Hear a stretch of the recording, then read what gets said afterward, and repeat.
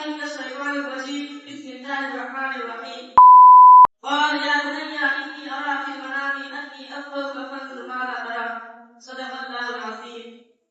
وہ مبارک شب برات عید الاضحیٰ عید الفطر، وہ مبارک شب برات عید الاضحیٰ عید الفطر، ایسی خوشیاں زندگی میں بار بار آتی رہے. محترم حضرات، سامعین کرام، اللہ رب العزت کا پاک شکر احسان ہے جو اس نے ہم سب کو آج کے اس مبارک دن سے سرفراز فرمایا. دعا کیجیے کہ اللہ تبارک و تعالیٰ بار بار اس دن سے ہم سب کو سرفراز کرے. آمین. برادران اسلام، کیوں تو ہر کوئی فعل الہی کا شے ہوا کرتا ہے، مگر اس کی نیت اور نسبت فعل کو اہمیت اور مقبولیت کا مقام ادا کرتی ہے. نیت اور فعل بار اس دن میں تعظیم و تکریم اور فخر امتیاز کا باعث بنتا ہے.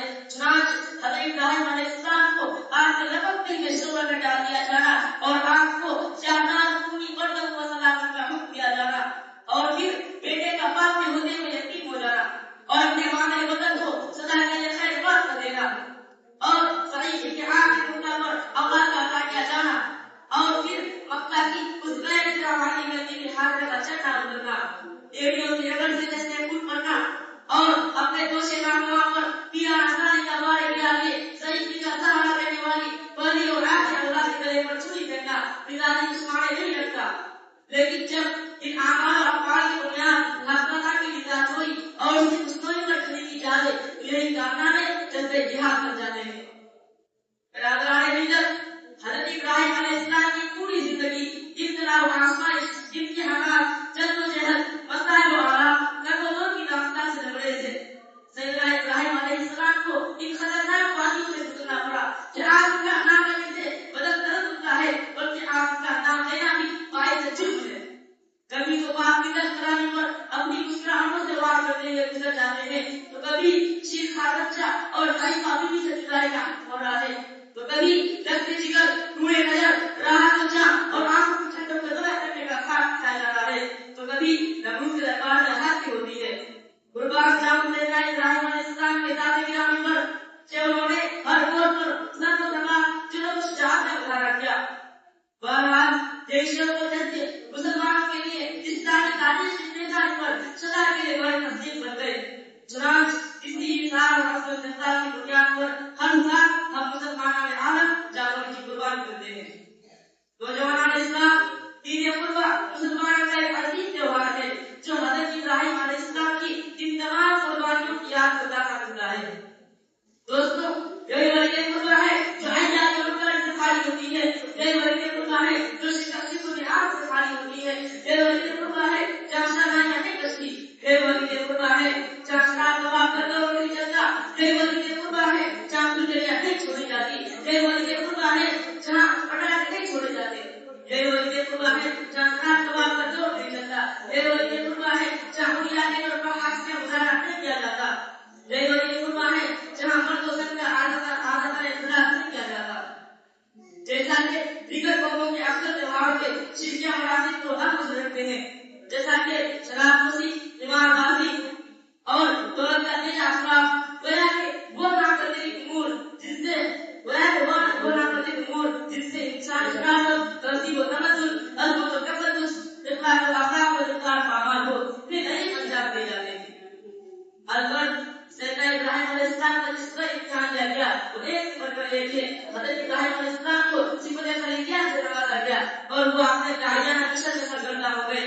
ہر قوم نے ان کے ساتھ سواری کا رقص اختیار کر گئی. اب امتحان کا دور شروع ہوتا ہے. حضرت ابراہیم علیہ السلام نے اپنے والد سے کہا کہ اے ابو جان، آپ ایسی چیزوں کی پرستش کیوں کرتے ہیں جو نہ سنتے ہیں اور نہ بولتے ہیں؟ تو ان کے والد نے جواب کہا، لئن لم تنتهي لأرجمنك واهجرني مليا، کہ اگر تو دعوت تبلیغ سے باز نہ آیا تو میں تیرا سر پھوڑ دوں گا. اب کیا تھا؟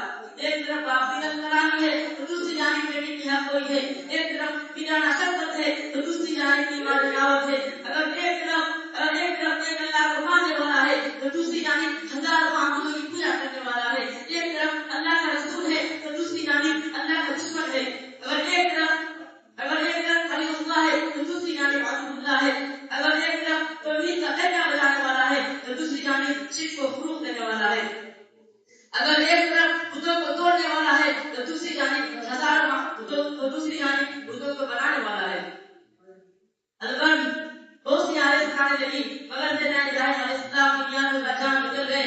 نہیں ایک نسل کو نہیں ہوتی بلکہ جوان کے عالم میں اولاد تک بھی تب بھی سب کا دامن ہاتھ سے چھپنے کر پایا اور اللہ تعالی سے دعا کی ربی ہم نے صالحین تو اللہ رب العزت نے دعا قبول فرمائی اور مبشرنا بالغلام حلیم کا پیغام سنایا اور سیدنا اسماعیل علیہ السلام کو بتا دیا.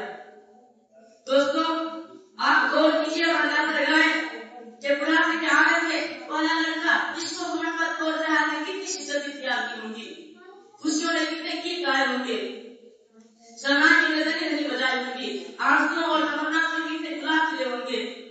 چونکہ بڑھاپے کا سارا اولاد ہی ہوا کرتی ہے, وہ بھی بڑھاپے کی اولاد جس کے بعد کوئی سہارا نہیں, جس کے بعد کوئی انتظار نہیں, مگر دودھ پینے کی مدت میں وہ میرے پانی ہوا کہ اپنے جگر کے پارے کو, آنکھوں کی ٹھنڈک کو, دل کی دھڑکن کو اور اس کی ماں کو مکہ سے غیر کسی طرح پانی کی طرف چھوڑ رہا ہو. محترم بزرگوں اور دوستوں,